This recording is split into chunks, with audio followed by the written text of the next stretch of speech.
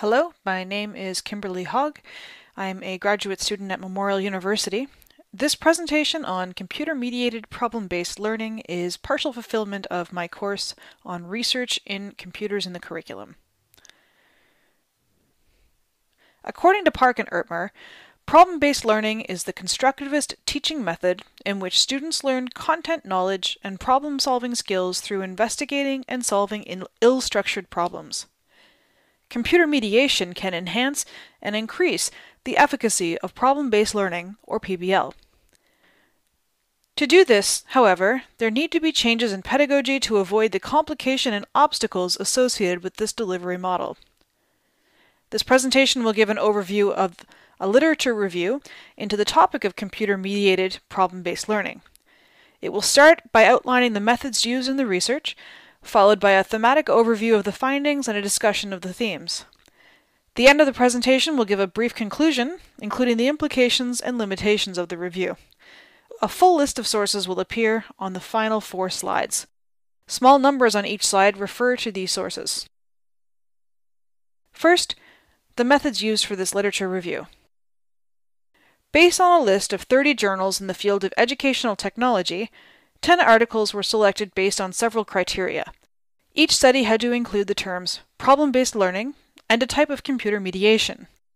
The types of mediation were technology-enhanced, web-driven, software, online, electronic learning environment, CSCL, blended, computer-mediated, social media, and web-enabled. The studies also needed to include participants to qualify for the literature review. Of the 10 studies obtained for the literature review, 6 were qualitative, 3 quantitative, and 1 had a mixed methods design.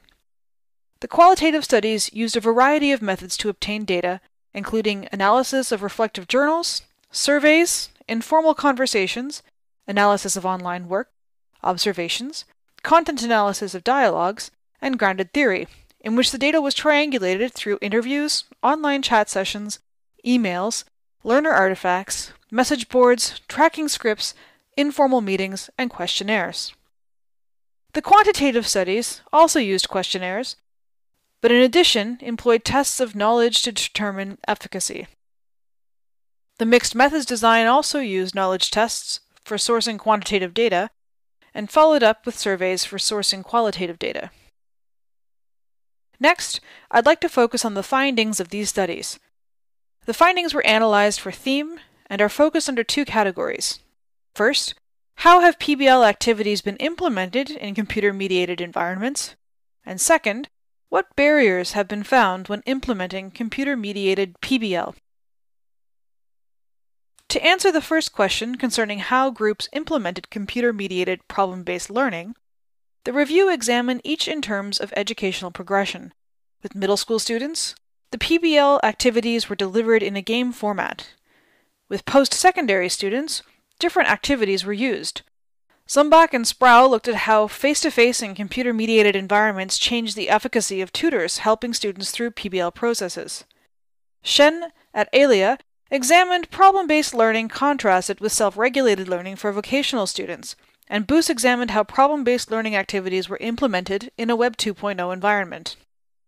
Finally, Liu at Alia observed medical students in their internship and how the use of interactive whiteboards versus traditional whiteboards affected operation of problem-based learning activities. Some of the barriers discovered in the implementation of PBL activities and their associated support structures in these various media had 2 primary subdivisions: barriers for students and barriers for teachers. Students faced 2 primary obstacles to their success in learning. These were their ability to manage their own time and their technological literacy. Teachers also faced problems learning how to use the technology and sometimes lacked a commitment to using it. In other cases, teachers were unfamiliar with how to implement problem-based learning into their curricula. A final barrier to success was poor communication between teachers and administration, who had differing ideas about the goals for implementing computer-mediated problem-based learning.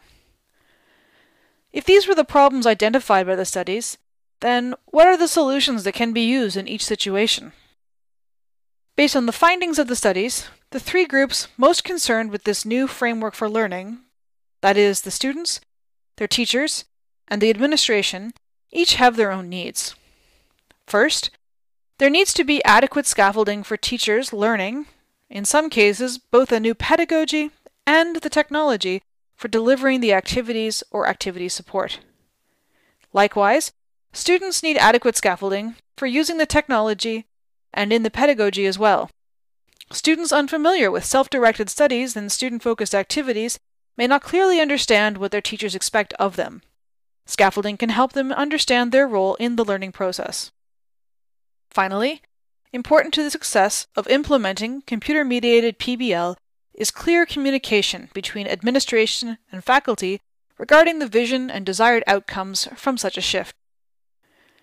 In closing, I would like to offer a few conclusions stemming from these studies. While the specific concerns of technology have changed from how to use a web browser to incorporation of Web 2.0 technologies, comfort and familiarity is an ongoing challenge to both students and teachers. Scaffolding for both groups of users can help them overcome this barrier to successful implementation. This is also true where students and teachers are unfamiliar with problem-based learning and shifting learning activities from teacher-centered to learner-centered. The scaffolding is important because mere access to the technology and pedagogy does not ensure that the users understand how to employ them to proper and maximum effect. Likewise, scaffolding, in cooperation with clear communication between all stakeholders, allows for common goal setting and achievement of desired outcomes. What does this imply for districts, schools, and teachers looking to implement problem-based learning in computer-mediated environments? To be successful transferring existing curricula into computer-mediated problem-based pedagogy, careful thought and consideration needs to be given before engaging with students. First, teachers must be familiarized with the capabilities of the technology and have clear lines drawn between the technology and the pedagogy it supports. This clear delineation of relationships, in concert with clear expectations and outcomes, provide teachers with both a framework and a roadmap towards successful implementation. From there, students need to be likewise scaffolded in these same areas. When dealing with student populations that are at risk or who have high rates of internet addiction that may impede their success, special precautions may prove necessary.